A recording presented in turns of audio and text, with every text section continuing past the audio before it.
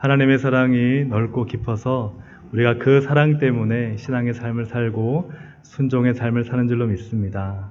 옆에 있는 분들 한번 이렇게 또 격려미 축복하시면 좋겠습니다. 하나님의 사랑 때문에 순종합니다.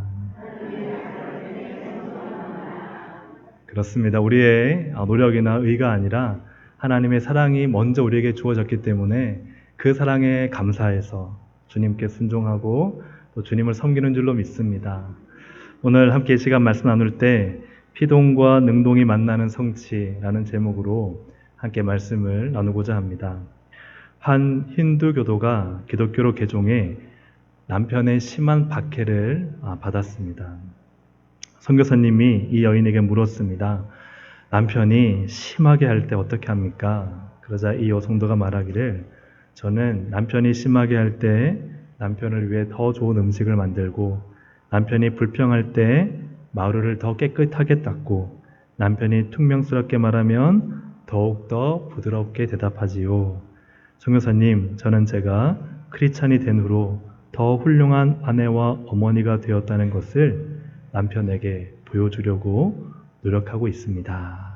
이렇게 이야기를 했다는 거예요. 얼마나 그리스도 안에서 지혜로운 모습입니까? 여기 계신 우리 여자 성도님들은 다 그렇게 하고 계시기 때문에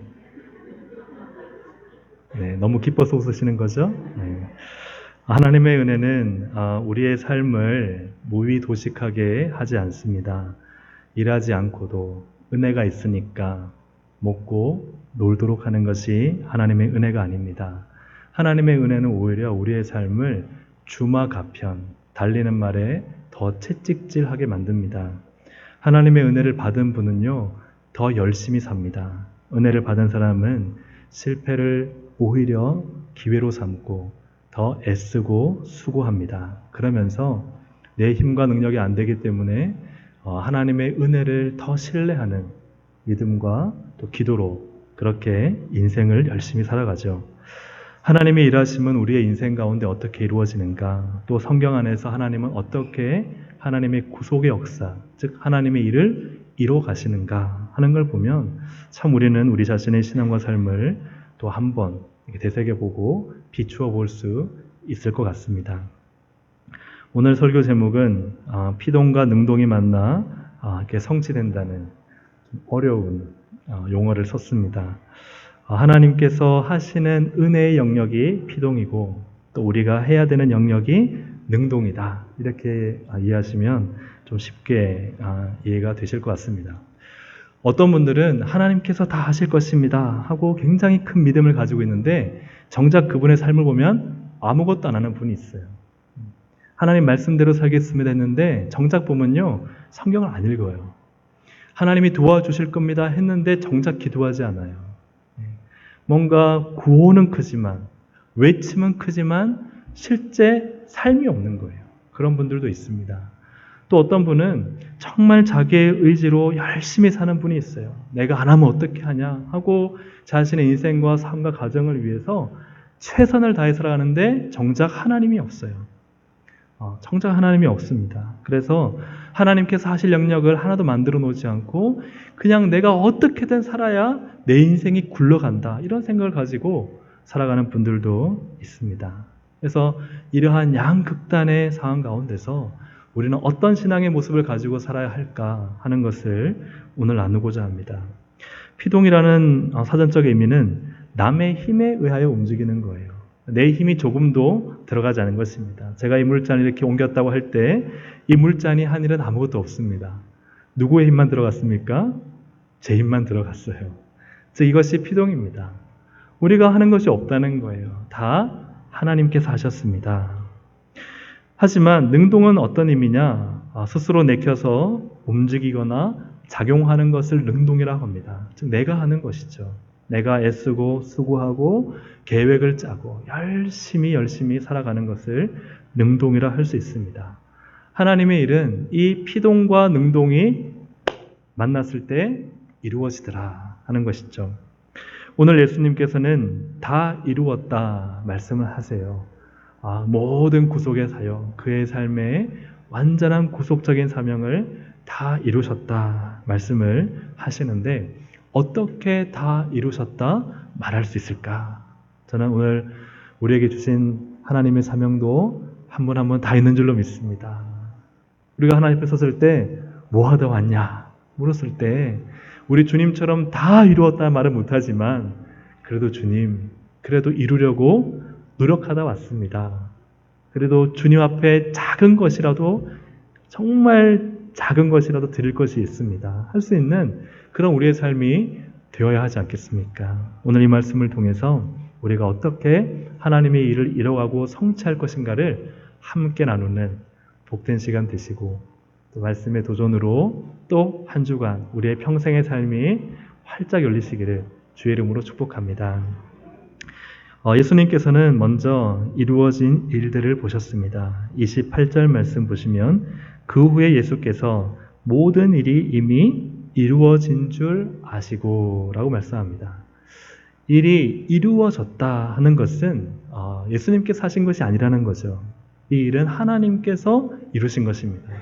구약에 예언되어져 왔고 또 예수님의 구속사역을 통해서 모든 인류를 제 가운데 참 자유와 구원케 하시는 하나님의 일이 이루어지고 있습니다. 여러 가지 많은 내용들이 있겠지만 그 중에 대표적인 몇 가지를 살펴본다면, 첫째로는 예수님의 십자가형이 이루어진 일이죠. 왜냐하면 예수님은 십자가를 지실 단 하나의 죄도 없어요. 심지어는 빌라도조차도 예수님의 무죄를 3번이나 선언했습니다. 그런데도 예수님께서 아무 죄 없으심에도, 심지어는 최고 재판관인 빌라도까지도 죄 없다 했는데 어떻게 십자가를 지었을까? 그것이요, 되어지는 일, 즉 하나님이 이루시는 일이다 하는 것이죠. 신명기 21장 23절의 그 부분에 보면 나무에 달린 자는 하나님께 저주를 받았음이라 하는 말씀이 있습니다.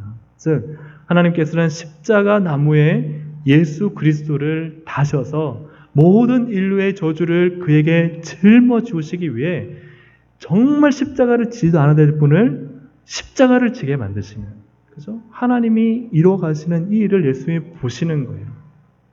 참 놀라운 일이 아닙니까? 또 두 번째로는 군인들의 제비뽑기입니다. 참 극심한 고통 가운데서 예수님은 그 십자가 아래에서 군인들이 자신의 옷을 제비 뽑는 것을 보면서 시편 22편 18절 말씀에 내 겉옷을 나누며 속옷을 제비 뽑나이다. 이 제비 뽑으라고 예수님이 시키신 일도 아니에요. 그런데 되어지는 일들, 이루어지는 일들이 자신이 아니라 누가 하고 계신 거예요? 하나님 아버지께서 성령님과 함께 이 일을 이루어 가시는 거예요. 그러니까 이 일은 이루어지는 일입니다. 그 일을 예수님이 보고 계신 것이죠. 또 하나는 하나님과의 단절입니다. 우리가 잘 아는 것처럼 엘리 라마 사박다니, 나의 하나님 어찌하여 나를 버리시나이까. 예수님은 영원토록 하나님과 성부 하나님과 교제하셨습니다. 단 한 번도 끊어진 적이 없어요. 그런데 모든 인류의 형벌과 죄를 다 받으시는 예수님은 그 순간 하나님 아버지로부터 버림받으신 거예요. 왜요? 죄 때문에. 우리의 죄 때문에. 그래서 그 순간 엘리 라마 사박다니, 나의 하나님 어찌하여 나를 버리십니까 하는 그 처절한 외침은 영원전부터 계신 하나님 안에서 처음 이루어지는, 그래서 그 모든 인류의 죄가 누구에게? 나에게. 하나님과의 단절이 이루어지는 것을 예수님은 그렇게 경험하신 것입니다. 이처럼 예수님은 이 십자가 위에서 또 십자가 이전부터 해서 계속 이루어지는 일들을 통해서 하나님께서 하고 계시는 일들을 보고 계십니다. 구약의 말씀이 하나하나 성취되어져 가고 있는 것이죠. 하나님은 일하시고 성취하시는 하나님이십니다. 예레미야 33장 2절 말씀 우리 화면을 보시면서 함께 읽겠습니다. 이를 행하시는 여호와, 그것을 만들며 성취하시는 여호와, 그의 이름을 여호와 하는 이가 이와 같이 이르시도다. 아멘. 하나님을 어떻게 소개합니까? 하나님은 일하시는 분이래요. 하나님은 계획하셔서 성취하시는 하나님이시다 말씀합니다. 하나님은 이처럼 일을 이루어가고 계세요. 하나님은 우리의 인생과 삶 가운데 역사하시고요, 개입하시고요, 하나하나 다 아세요. 그래서 우리도 그때는 그냥 우연히 일어나는 일 같고 또 그냥 누군가가 도와줘서 한 것 같지만 그러나 돌이켜보고 지난 인생의 삶을 돌아보면은 누가 하셨어요? 하나님이 하신 거예요. 하나님은 내 인생에 개입하셔서 내 삶을 다스리시고 내 삶을 주관하고 계십니다. 사무엘상 12장 16절의 끝부분에 보면 너희는 가만히 서서 여호와께서 너희 목전에 행하시는 이 큰 일을 보라 라고 말씀하겠어요. 우리 인생은요, 사실은 하나님이 일하시도록 하는 것이 믿음인 것이죠. 하나님 일해 주십시오. 우리는 가만히 서서 하나님이 하시는 일들을 보는 것이 바로 이것이 믿음이다. 이것이 바로 피동적 신앙입니다. 한번 따라 하시겠습니다. 피동적 신앙. 그래서 우리에게 가장 먼저 중요한 것은요, 피동적 신앙이 준비되어 있는가는 거예요. 어떤 분은요, 일을 시켜놓고도요, 답답해서 못 견뎌요. 그래서 어떤 분이 일을 할 때, 다 가르쳐 놓고도, 됐다고, 잠깐 나오라고. 이렇게 해서 제가 주로 제가 좀 그러는데, 답답해서 내가 하고 말지. 이런 마음이 있어요, 없어요? 있죠. 하나님께도 그런 거예요. 하나님께도 좀 기다리고 하나님이 하시도록 해야 되는데, 하나님 잠깐 좀 기다려 보시라고. 답답해서 못 있겠다고. 그래서 그냥 내가 후딱 해치우다가 여러 가지 문제도 생기고 더 좋은 기회도 놓치는 때가 얼마나 많습니까? 하나님은 일하시고 성취하십니다. 어느 정도의 여지를 우리 인생 가운데 일부, 그죠? 피자의 한 조각을 떼어서 주님께 드리는 게 아니라 그냥 우리 인생 전부를 하나님께 드리는 것이 피동적 신앙이다. 가만히 서서 하나님 일을 보는 저 여러분이 되기를 간절히 소망합니다. 피동적 신앙을 가진 성도의 특징은요, 기도하는 것입니다. 왜요? 하나님 하셔야 되니까. 내 인생을 내가 책임지고 내가 설계하고 내가 뭔가를 할 수 있는 것이 아니라 하나님께서 이루어 가시고 하나님께서 개입하시고 하나님께서 도와주시기 때문에요. 뭘 해요? 기도를 하는 거예요. LA 다운타운 한가운데 스키드로라는 노숙자들이 사는 거리가 있습니다. 이곳에서 한국인 이준 목사님이 오병이어 식당을 열었어요. 매일 2,000명씩이, 하루에 2,000명씩이라면 대단한 숫자 아닙니까? 식사를 하는데 중요한 것은 이 노숙자분들에게 무료로 식사를 제공하는 거예요. 2,000명을 2,000원씩만 곱해도 하루에 400만 원이 들어가요. 그걸 한 달로 하면요, 약 1억 정도가 들어가요. 그런데 이 목사님이 이 사역을 시작할 때 교회의 성도수가 몇 명이었느냐? 10명 남짓이었어요. 근데 이 사역을 하겠다고 할 때 사람들이 마구마구 질문했습니다. 아니, 목사님 도대체 어떻게 하려고 하는 겁니까? 목사님 지금 제정신입니까? 물론 이렇게 목사님한테 제정신입니까? 라고 물어보는 분은 없겠지만 어쨌든 목사님 도대체 이치에 맞지 않습니다. 상식적이지 않습니다. 목사님 돈이 어디 있어서 이렇게 많은 양의 식사를, 그것도 그냥 하루 이틀 하고 말 것도 아니고 하려고 하십니까? 이렇게 해서 목사님, 우리와 우리 교회가 얻는 게 뭡니까? 그럴 때 이준 목사님의 대답이 이러했습니다. 잘 모르겠습니다. 굉장히 무책임한 말 같잖아요. 잘 모르겠습니다. 계산이 되어서 하는 것이 아닙니다. 하지만 이 일이 분명히 하나님이 시키시는 일이라면 우리는 아무것도 아니고 우리가 할 수 있는 조건과 역량이 턱없이 부족하다 할지라도 하나님께서는 하실 것입니다. 하나님께서는 하실 것입니다. 이게 믿음이 아니겠습니까? 이게 피동적 신앙이죠. 하나님이 하시니 그분의 뜻에 우리가 순종하기만 하면 누가 하신다고요? 하나님이 하시는 거예요. 사람들은요, 내가 할 수 있는 거, 내 자원을 생각하고 우리의 역량과, 그죠? 우리가 할 수 있는 경험들을 생각합니다. 하지만 하나님의 뜻에 순종하면요, 베드로처럼 바다 위도 건너갈 수 있고요, 홍해가 갈라지는, 그죠? 바다 한가운데를 건너는 경험도 할 수 있고요, 눈앞에서 손도 안 댔는데 여리고성이 무너지는 경험도 할 수 있고요, 물맷돌 하나 던졌는데요, 그냥 그 큰, 그죠? 다 갑옷으로 무장해서 겨우 하나 남은 그 이마에다가 그 물맷돌이 적중하는 경우가 생긴다는 것이죠. 누가 하시는 겁니까? 하나님이 하시는 거예요. 사랑하는 여러분, 하나님께서 하시기 때문에 이 피동적 신앙이 우리에게는 반드시 필요합니다. 세상을 살아갈 때 우리는 세상 사람들로부터 왜 이렇게 바보 같으냐? 왜 이렇게 어리석으냐?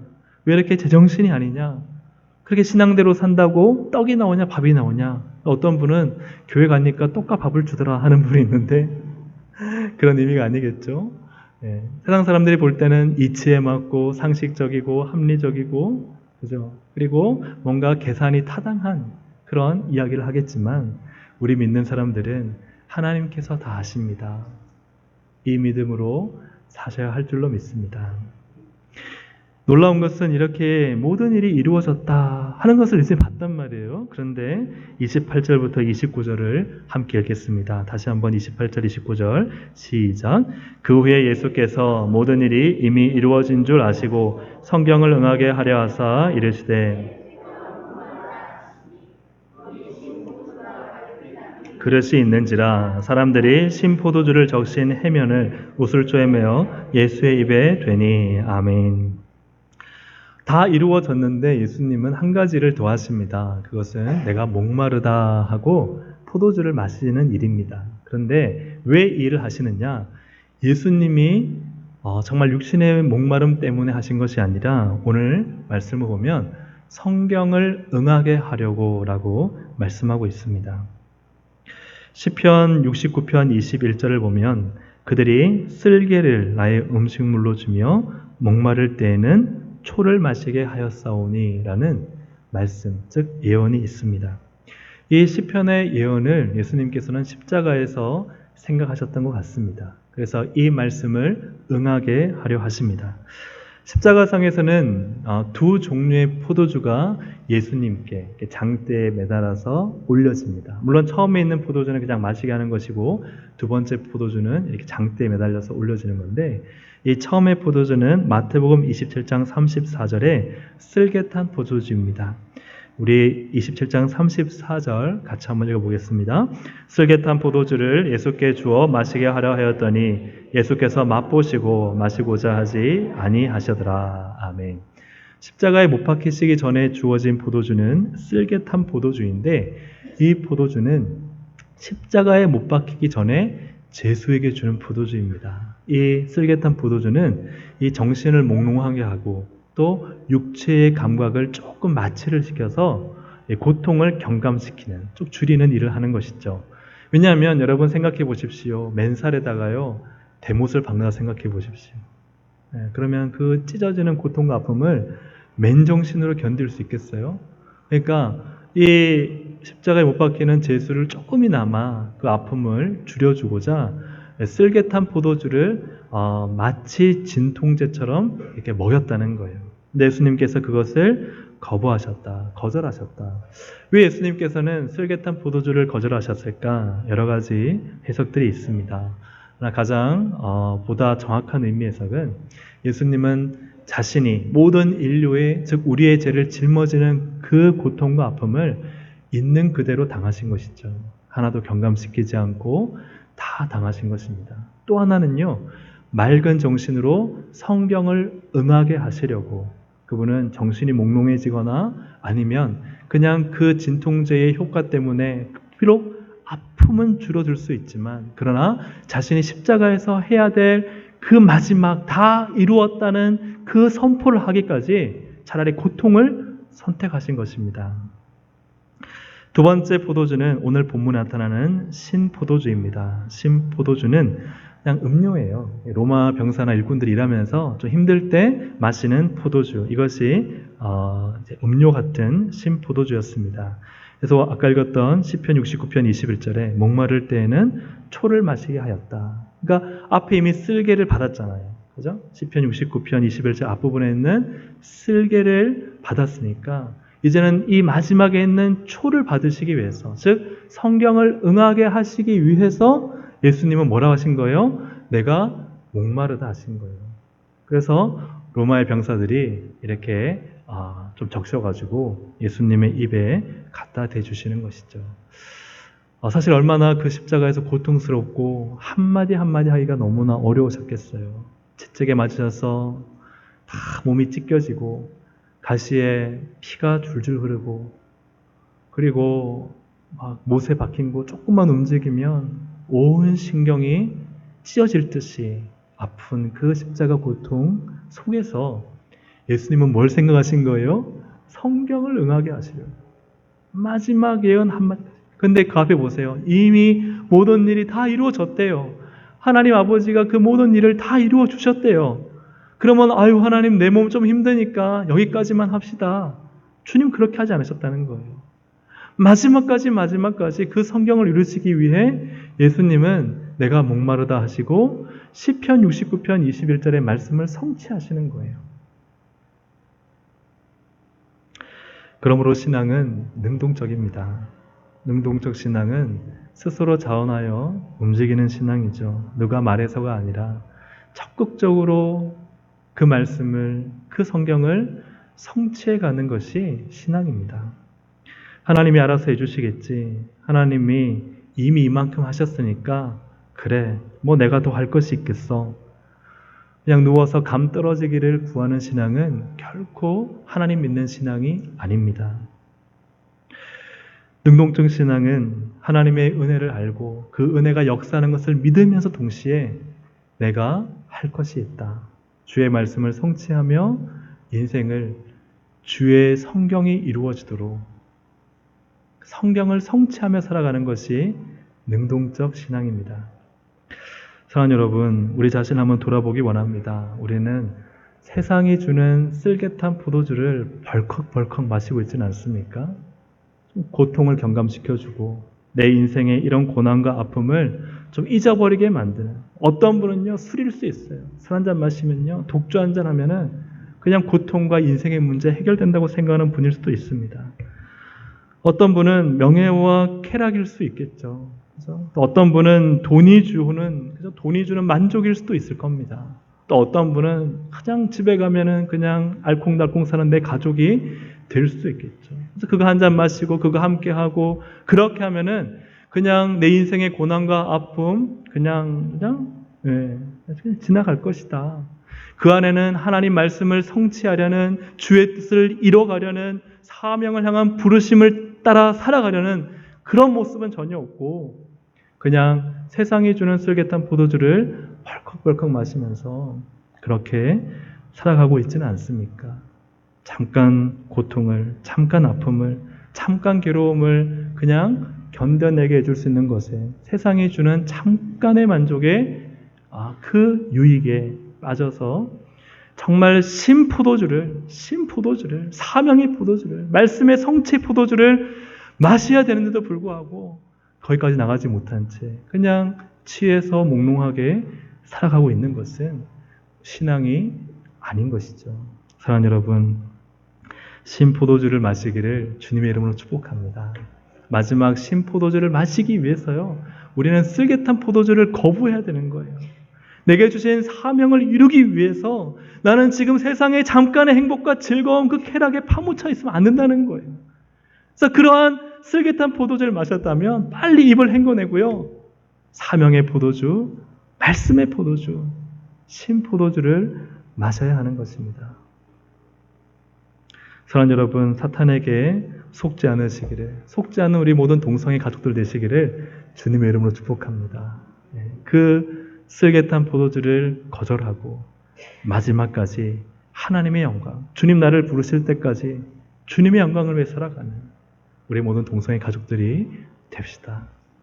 나는 나이가 많이 들었습니다. 목사님, 나는 지금 좀 있으면 100을 바라봅니다. 그러나 주님 부르실 때까지는 사명이 있습니다. 주님이 내 인생을 데려가실 때까지 우리는 기도할 수 있습니다. 사랑하는 여러분, 그 어떤 사명이든지 마지막까지 말씀을 성취하며 그 성경을 응하게 하는, 예수님처럼 구속사적인 성경을 성취하는 것은 아니지만 우리는, 그러나 하나님의 말씀이 내게 주시는 하나님의 뜻을 하나하나 삶 속에서 성취해 나가는 우리 모든 동성애 가족들 되시기를 주의 이름으로 축복합니다. 신포도주를 받으신 예수님은 이제 다 이루었다, 이렇게 완전한 성취를 말씀하시는데요. 30절 말씀을 함께 읽습니다. 시작. 예수께서 신포도주를 받으신 후에 이르시되 다 이루었다 하시고 머리를 숙이니 영혼이 떠나가시니라. 아멘. 너무 이것이 우리에게 보여주는 그림이 그려지시죠. 아니, 다 이루셨으면 그냥 주님 데려가시면 되는데, 고통 가운데. 그러나 예수님께서 그 마지막 자신해야 될 끝까지, 그죠? 점을 찍는, 마침표를 찍는 일을 하시고 난 다음에 그냥 너무나 자연스럽게 다 하나님이 그 영혼을 받으시는 이런 일들이 일어나게 됩니다. 이를 통해서 볼 때 예수님은 하나님의 구속사역에 동참하고 계십니다. 함께하고 계시는 것이죠. 예수님은 늘 하나님 아버지와 함께 일하셨습니다. 하나님이 일하시면요, 예수님이 방관자로 계시지 않았어요. 하나님이 일하시는데 예수님이 구경꾼으로 있지 않았습니다. 예수님은 늘 함께 하셨어요. 그래서 요한복음 5장 17절에 함께 읽겠습니다. 예수께서 그들에게 이르시되 내 아버지께서 이제까지 일하시니 나도 일한다 하시네. 아멘. 우리는 하나님과 함께 일하도록 부름받은 줄로 믿습니다. 근데 하나님 일하세요. 저는 제 인생, 그죠? 제 마음대로 살고 싶어요. 그것은 주님을 따르는 참된 성도의 모습은 분명 아닐 것입니다. 사랑하는 여러분, 우리가 하나님의 일에 동참하도록 주님은 우리를 부르셨어요. 그 일이 교회일 수도 있고 세상 가운데 어떤 일일 수도 있고 내가 돈을 버는 일일 수도 있고 내 가정을 잘 양육하는 일일 수도 있고 여러 가지 많은 일이 있지만 그 일은 하나님의 일에 동참하도록 나를 그곳에 세우신 것입니다. 여러분, 그곳에서 여러분은 여러분의 일을 하십니까? 아니면 하나님 일을 하십니까? 물어봐야 되는 것이죠. 요셉을 보면요, 요셉을 통해 하나님은 야곱의 온 집안을 구원하십니다. 요셉을 보면 참 오늘 말씀이 더 이해가 잘 될 것 같아 함께 잠깐 나누겠습니다. 요셉은 피동적 신앙으로 살아가죠. 그의 삶에 하나님의 은혜와 형통이 있습니다. 창세기 39장 2절 3절 보시면 여호와께서 요셉과 함께 하심으로 그가 형통한 자가 되어 이 형통의 은혜가 우리 모두에게 있기를 주님의 이름으로 축복합니다. 3절에 보니까 여호와께서 그의 범사에 형통하게 하심을 보았더라. 하나님의 은혜를 주시는 거예요. 보호하시는 거예요. 도와주시는 거예요. 사랑하는 자녀들에게 하나님은 함께 하십니다. 할렐루야. 그래서 우리는 이 믿음을 가져야 돼요. 하나님 나와 함께 하시는구나. 하나님 나를 형통케 하실 것이다. 예. 이것이 바로 피동적 신앙이죠. 하지만 또한 고아법에 보면은 창세기 39장 21절에도 여호와께서 요셉과 함께 하시고 그에게 인자를 더하셨는데 감옥 안에서도 주님은 그렇게 함께 하셨습니다.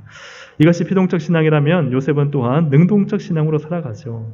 창세기 39장 9절의 끝부분을 보시면 내가 어찌 이 큰 악을 행하여 하나님께 죄를 지으리까 라고 말씀하고 있습니다. 이 보디발의 아내가 요셉을 유혹할 때 요셉이 보디발의 아내의 유혹을 뿌리치면서 하는 말이 뭐예요? 내가 어떻게 보디발에게 죄를 짓습니까? 아니면 내가 어떻게 당신 남편에게 죄를 짓습니까? 라고 말하지 않고 내가 어떻게 하나님께 죄를 짓습니까? 라고 이야기를 해요. 그러니까 요셉이요, 이 애굽의 이방 문화 속에서 하나님 말씀을 배울 리는 없죠. 어디서 배웠을까요? 아빠 품에서, 그죠? 채색 옷을 입고 아버지 야곱의 품에서, 또 혹은 그죠? 이렇게 함께하는 믿음의 사람들을 통해서, 그러나 주로 아버지 야곱부터 아버지 인생 이야기를 들으면서 하나님 이야기를 듣고 말씀을 듣고 배웠겠죠. 하나님이 어떤 분이신가를 알았겠죠. 그러니 그가 지금 이 보디발 아내의 유혹을 뿌리치면서 하는 말이 뭐예요? 내가 어떻게 하나님께 범죄하겠습니까?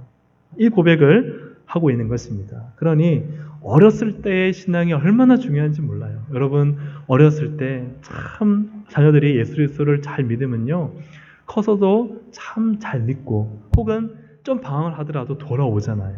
그죠?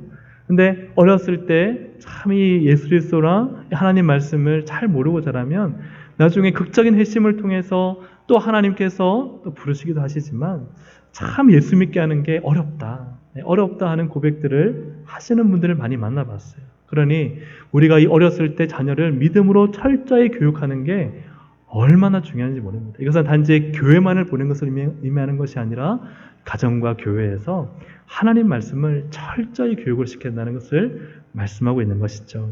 어쨌든 이 요셉은 하나님 앞에서 거룩함을 지키며 말씀대로 살려고 능동적 신앙을 하고 있는 것이죠. 창세기 39장 22절부터 23절까지 보시면 감옥에서 일입니다. 간수장이 옥중제수를 다 요셉의 손에 맡김으로 그 재반 사물을 요셉이 처리하고 간수장은 그의 손에 맡긴 것을 무엇이든지 살펴보지 아니하였으니. 아멘. 여러분, 그렇지 않습니까? 참 충실하고 믿을만하고 하나 맡기면 10가지를 하는 사람한테 일을 맡기고 싶습니까? 아니면 하나를 맡겼는데도 실수하고 또 반복해서 또 실수하고 자꾸 까먹고, 그죠? 뭔가 맡겼는데 그 이상의 결과물을 내지 못하면 여러분 다시 일을 맡길까요? 안 맡길까요? 맡기시나요? 물론 기회를 주는 것은 중요하지만 이것이 반복적으로 되어질 때는 우리가 세상의 삶을 살아갈 때에도 일을 맡길 수가 없는 것이죠. 그리고 자꾸 확인해 봐야 되는 것이죠. 하지만 그가 정말 충실하게 최선을 다해서 그가 누가 봐서가 아니라 하나님 안에서 주어진 일들을 성실하게 최선을 다해 하는 사람은요, 오늘 말씀처럼 다 맡기는 거예요. 성경에 보면 5달란트, 2달란트를 받은 사람이 딱 나가자마자 뭘 했어요? 남겼어요. 여러분 성경은 분명합니다. 남겼어요. 그가 열심히 최선을 다했습니다. 그럴 때 주님은 뭐라 그랬어요? 네가 적은 일에 충성하였으니 내가 많은 것으로 너에게 맡기리라 말씀하세요. 하지만 1달란트 받아놓고도 땅에 감춰둔 사람은요, 그냥 애썼다라고 말씀을 하지 않으시고 그냥 그 받기만 하신 것도 아니고 그냥 쫓아내버리셨어요. 사랑하는 여러분, 하나님은요 너무 분명하십니다. 하나님 앞에 어떤 충성, 누가 보지 않더라도 어떤 헌신, 어떤 애씀, 어떤 눈물로 살았냐가 하나님은요 정확하게 거기에 열매를 주세요. 여러분 절대 사람은 속일 수 있어도 하나님은 못 속입니다. 물론 사람도 잘 속지 않죠. 그래서 우리도 보면은 보이지 않습니까? 하물며 하나님 보시지 않겠어요? 근데 우리가 하나님 앞에 대충 살아서는 안 됩니다. 우리가 연약하고 부족할 수는 있습니다. 하지만 연약하고 부족한 재능일 수 있지만 성실하게 사는 건 다른 거예요. 여러분 최선을 다해 사는 건 다른 거예요. 다르지 않습니까? 그냥 흘러가는 대로 하나님 알아서 하시겠지는 절대 신앙 아닙니다. 이 피동적인 신앙이 견고하게 세워진다면요, 반드시 능동적인 신앙이 있어야 돼요. 이것이 만났을 때 하나님의 성취가 이루어지는 거예요. 하나님의 은혜인 피동이 요셉의 삶의 능동을 만날 때 하나님은 요셉을 세우셔서 참 놀라운 일을 하시는데 이것을 얘기하자면 여러분 또 하루 이틀 얘기해서 될 이야기도 아니기 때문에 차츰차츰 또 함께 말씀을 나눌 기회가 있을 줄로 믿습니다. 사랑하는 여러분, 하나님의 은혜는요 결코 성도를 수동적으로 만들지 않습니다. 피동적 신앙, 즉 하나님이 함께 하시는 신앙은요 반드시 능동적인 신앙, 그 삶을 이끌어낸다는 것이죠. 성령이 우리에게 임하시면요 대충 살게 하지 않아요. 성령이 우리 가운데 불붙게 임하시면요 막 뭔가 하고 싶어요. 그죠? 힘이 나요. 다시금 도전할 수 있고 성령이 함께 하시면요 불이 붙으면요 막 잠을 쪼개서라도 주의 일도 하고 가정도 세우고 앞에 이야기했던 한 힌두교의 한 개종한 여인처럼 그저 핍박과 고난과 박해를 받아도요 주를 위해 산다니까요. 하나님께서 다 하실 것이라는 믿음과 함께 우리는 부족하고 연약하지만 그래도 애쓰며 내가 못다한 부분은 주님이 역사하실 것이라는 믿음을 가지고 살아가는 것이 신앙이라는 사실입니다. 우리의 구원도 마찬가지입니다. 빌립보서 2장 12절 말씀 함께 읽어보겠습니다. 시작. 그러므로 나의 사랑하는 자들아 너희가 나 있을 때뿐 아니라 더욱 지금 나 없을 때에도 항상 복종하여 두렵고 떨림으로 너희 구원을 이루라. 아멘. 바울이 로마서에서는요 오직 믿음으로 구원받는 거라고 했는데 오늘 빌립보서 오면요 구원을 어떻게 하라고요? 이루라. 어떻게 해요? 구원을 이루라라고 말씀하고 있습니다. 어떤 분은 이걸 보면 이율배반적이지 않은가, 모순되지 않는가라고 말할 수도 있을 것입니다. 중요한 것은 이 말씀은 정말 믿음으로 구원받은 성도는요 그의 삶이 뒷받침한다는 거예요. 그의 삶이 다르다는 거예요. 은혜 받은 성도는 결코 자신에게 받은 구원, 이 확실한 구원을 이루는 데 있어서 주저하거나 게으르거나 나태하지 않습니다. 그는 정말 구원받았다면요 하나님의 영광을 위해 살고 정말 구원받았다면 사명을 위해 살아갑니다. 하나님 나라를 위한 목적이 있는 것이죠. 그래서 예수님께서도 비유로 말씀하실 때 보화를 땅에서 발견했는데 어떻게 한다고요? 자신이 가진 집과 전 재산을 팔아서 그 땅을 산다는 거예요. 왜요? 그 땅에 보화가 있으니까. 그 구원받은 성도들은 이 땅에 있는 거를 다 사용해서 하늘나라를 산다니까요. 천국을 산다는 것이죠. 근데 구원받았다고 하면서도 내가 그런 삶을 살고 있지 못하다면은 내 구원을 한번 의심해 봐야 합니다. 구원받았다면서도 주를 위해 아무것도 하지 않고 하나님을 향해 열정적인 삶도 없으며 복종하여 두렵고 떨림으로 구원을 조마조마하면서 이뤄가려는 삶이 없다면 여러분, 그 구원이 진짜일까요? 그냥 예수 믿고 구원받았습니다 하는 것이요, 위험한 말일 수 있습니다. 틀린 말은 아니에요. 하지만 예수 믿었다면은 그 믿음이 삶으로 드러나야 우리는 그분을 향해 당신 구원이 진짜군요라고 말할 수 있는 것이죠. 사랑하는 여러분, 우리는 피동과 이 능동, 이 두 가지의 신앙, 이 신앙이 만나는 성취하는 삶을 살아야 할 줄로 믿습니다. 하나님의 은혜입니다. 그게 구원이죠. 하나님 우리를 예수 안에서 믿음으로 구원하셨어요. 하지만 그러면 그 구원의 은혜 만족해서 난 천국 갔어, 이제는 난 티켓 얻었으니까 내 마음대로 살아도 돼? 절대 하나님은 그렇게 하지 않으세요.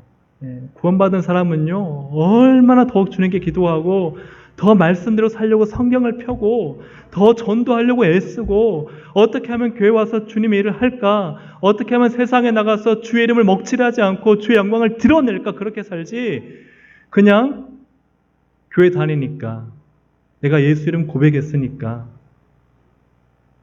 나는 구원받았다 하고 그것이 끝인 것처럼 살지 않는다는 것이죠.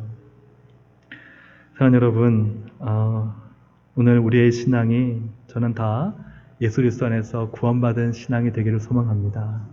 근데 그 신앙은요, 예수님께서 말씀하셨던 것처럼 열매로 알리라, 삶으로 안다는 거예요. 우리의 삶이 어떤 삶입니까? 지난 한 주간 그저 분주하게 주님도 없고 말씀도 없고 기도도 없고, 그저 주일 한번 와서 예배 찍고 가는 게 신앙의 전부이면 제가 그분이 예수님으로 구원받았다 안 받았다 저는 말할 자격이 없지만, 저는 그런 자격이 없지만, 그러나 내 자신에게 물어봐야 합니다. 나는 진짜 구원을 이루어가는 삶을 사는가? 행위가 아니라, 어떤 구원을 받기 위한 행위가 아니라 행위로서 그 구원을 증명하는 삶을 살고 있는가 하는 것을 말씀을 드립니다. 오늘 말씀을 정리합니다. 여러분, 피동의 은혜가 있습니다. 참 하나님 우리와 함께 하시고 도와주세요. 형통케 하시고 은혜를 베푸세요. 예수님도 되어지는 일, 이루어지는 일을 보셨어요. 하나님이 하시는 일이죠. 그러나 예수님은 거기서 멈추지 않고 적극적으로 성취하십니다. 마지막 순간까지 그 고통 속에서도 내가 목마르다 함으로 그 한 잔을 마심으로써, 그럼으로써 다 이루었다 말씀하시는 거예요. 내가 정말 힘들고 어려운 그 순간에 포기하지 않고 주님처럼 마지막 순간까지 주의 영광 위에 살겠습니다, 말씀대로 살겠습니다, 끝까지 그렇게 말씀대로 살아야 그게 우리가 주님을 따라가는 삶이 아니겠습니까? 사랑하는 여러분, 우리 그렇게 사십시다.